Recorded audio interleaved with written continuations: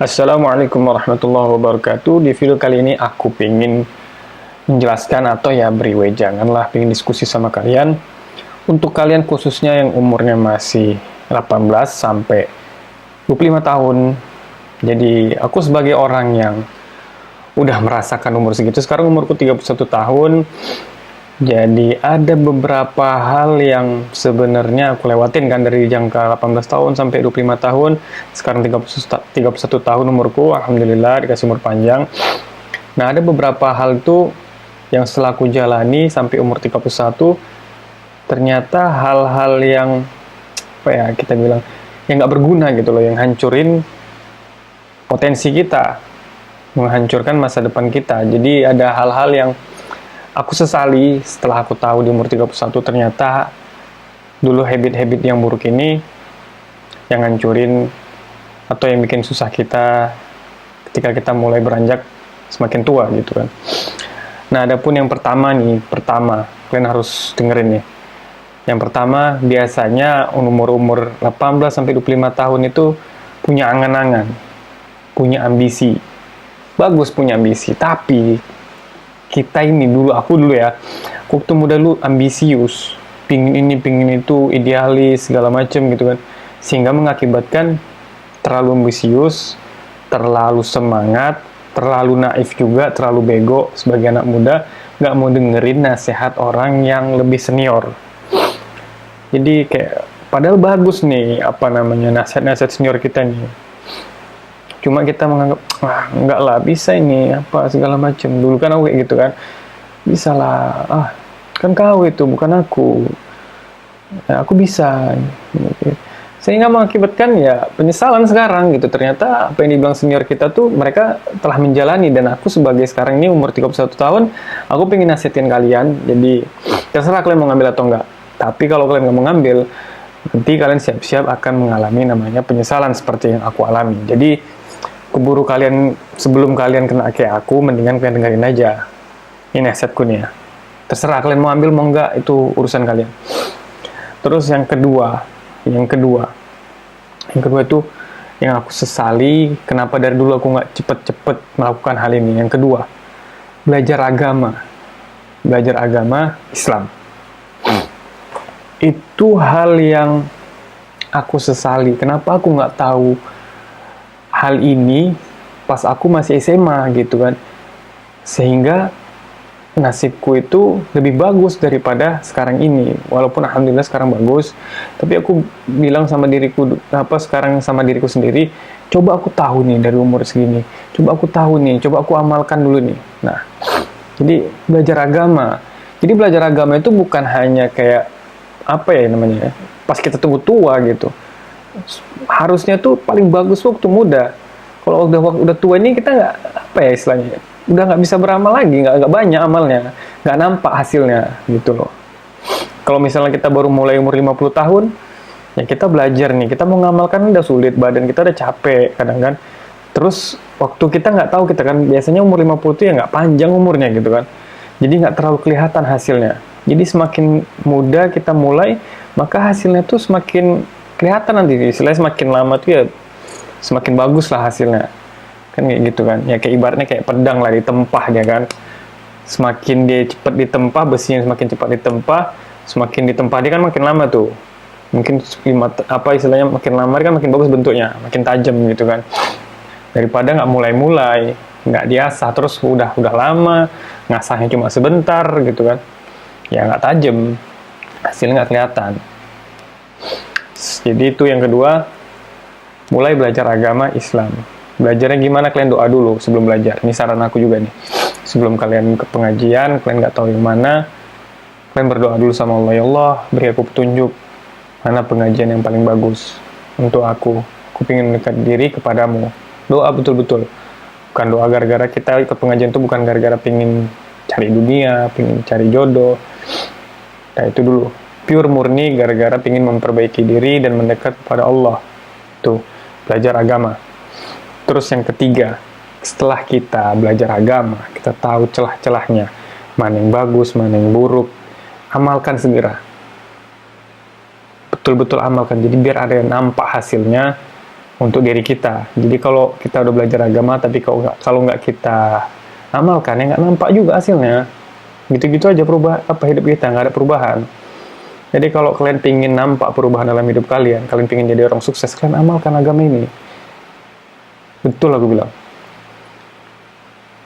Tadi itu, amalkan. Terus yang keempat itu nih ya, setelah tadi mengamalkan, betul-betul kalian jauhi namanya maksiat. Apalagi di usia muda tuh, kena cewek, kena rokok, kena pergaulan, minum, begadang, apalagi mau pingin clubbing, ya rata-rata tuh kenanya di cewek lah, nonton bokep. Nah itu jangan kalian pernah nonton bokep. Kalau kalian sekarang nonton bokep, udahlah, kalian stop lah. Itu merusak cara berpikir kalian, merusak cara berpikir kita juga. Betul ini. Mungkin kalau kalian sekarang ini kalian masih suka nonton yang namanya nonton film porno ini atau sejenisnya lah, lihat cewek seksi, cewek pakai bikini di Instagram, di Twitter, di mana, di internet gitu kan. Kalian hentikan. Itu merusak cara berpikir kalian. Kalian gak akan sukses. Udah. Istilahnya apa ya? Nanti kalian antisosial lah, nggak bisa ngomong lah, yang apalagi itu. Pokoknya yang rusak hidup kalian lah. Kalau kalian nggak percaya, kalian buktikan. Kalau misalnya kalian lagi sekarang ini masih suka, kalian buktikan dalam waktu berapa ya? 5 bulan lah, 4 bulan. Kalian stop, nggak usah nonton. Pasti ada perubahan dari kehidupan kalian. Minimal, kalian tuh lebih berani untuk ngomong. Udah. Kalau kalian nggak percaya sama aku, kalian buktikan sendiri. Terus kalian jauhin namanya rokok. Betul-betul kalian jauhin sama namanya rokok. Udah. Kalian berhenti. Kalau kalian sekarang merokok, kalian berhenti. Nah, kalau kalian bilang, dulu kan pahlawan begini. Dulu kan orang-orang dulu nih untuk ekonomi segala macam. Ya, orang zaman dulu itu beda zaman sekarang. Orang zaman dulu tuh mungkin nggak tahu kalau ini penyakit. Dimaklumi gitu kan. Sekarang udah tahu nih, ini penyakit, sumber penyakit. Udah jauhin aja. Karena itu bakal mengubah hidup kalian kalau kalian berhenti. Sama yang kayak nonton bokep tadi. Kalian coba. Kalau kalian nggak percaya, kalian buktikan. Kalian buktikan, udah komplain gitu, udah kayak sok tahu gitu. Kalian buktikan sendiri. Udah. Yang pertama tadi mau dinasehatin, yang kedua tadi belajar agama, yang ketiga kalian mengamalkan, yang keempat kalian jauhi betul-betul maksiat itu. Nah, yang kelima ini anak muda sering kali kena di masalah ini. Durhaka sama orang tua. Rata-rata itu anak muda itu sok tahu. Rata-rata anak muda itu yang bawa ego, nggak mau berbakti sama orang tua. Karena kenapa? Orang tuaku tuh kayak gini, nggak ngerti aku. Orang tuaku tuh kejam sama aku. Bos, namanya orang tua kalian itu bukan orang tua kita itu ya, bukan nabi gitu kan. Ya sama kayak kita juga, banyak salahnya juga. Ya sejahat-jahatnya orang tua ya tetap orang tua. Biarkan itu gini loh. Kalau kalian tadi belajar agama ini, kalian bakal nangkep nih sampai poin sini. Karena di akhirat nanti ada namanya pertimbangan, ada namanya timbangan amal. Udah. Kita tuh sampai di akhirat, di hari kiamat nanti itu nggak peduli siapa orang tua kita, siapa istri kita, siapa anak kita. Kita udah mikirin diri sendiri. Udah. Biar orang tua kalian jahat sama kalian. Artinya pahala itu akan kalian dapatkan, akan nampak hasil pahala sabar kalian itu atas kezaliman orang tua kalian kepada kalian, itu akan nampak nanti di hari kiamat. Kalian akan beruntung. Tapi kalau kalian lawan orang tua kalian, yang orang tua kalian ini udah zalim sama kalian, terus kalian zalim balik, ya ibaratnya ya kalian sering tukar-tukaran nih gitu, gak akan selesai juga. Nanti di hari kiamat kok misal juga kita ini kan. Jadi mendingan sabar sama orang tua, kasih hadiah orang tua kita. Tapi orang tuaku begini-begini, udah kita aja yang baik. Walau orang tua kita belum baik nih, kita yang harus baik. Percayalah, berubah nanti hidup kita. Kalau kita jahat juga sama orang tua kita, hidup kita, udah lah, kita udah tahu nih anak-anak yang durhaka sama orang tua itu kita udah sering lah, sampai ada dongengnya, malin kundang gitu kan. Istilahnya, udahlah, apa namanya? Kalau kita dijahatin sama orang tua, udahlah, nggak usah kita jahatin balik. Kan kita udah denger nih sering apa namanya quote-quote dari orang sukses. Kalau kalian mau sukses, bakti kalian sama orang tua kalian. Aku belum pernah dengernya, aku belum pernah denger ada orang hidupnya susah, hidupnya merana, hidupnya sengsara, gara-gara dia berbakti sama orang tuanya.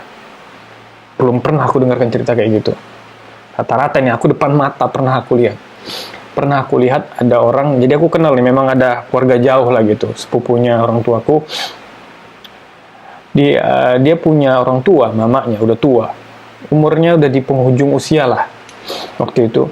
Tapi anaknya ini dikasih ngasih kamar sama mamanya itu di dapur, betul-betul tempatnya nggak layak untuk jadi tempat tidur. Jika ditaruh di situ, mamanya lagi sakit-sakitan sampai mamanya meninggal. Udah, itu yang orang tuanya, aku lihatnya waktu itu kasihan kali nih si nenek satu ini, tapi anaknya nggak peduli. Itu kejadiannya sekitar 5-6 tahun yang lalu, lebih lah, 8 tahun yang lalu mungkin. Sekarang kan ibunya udah meninggal 8 tahun yang lalu juga. Sekarang anaknya apa yang terjadi sama anaknya di depan mataku, demi Allah, di depan mataku. Anaknya sekarang itu nggak bisa jalan, nggak bisa ngapa-ngapain, kena stroke total, cuma bisa ngomong pun nggak bisa, betul-betul kayak lumpuh. Demi Allah, kayak gitu kejadiannya sekarang, keadaannya sekarang.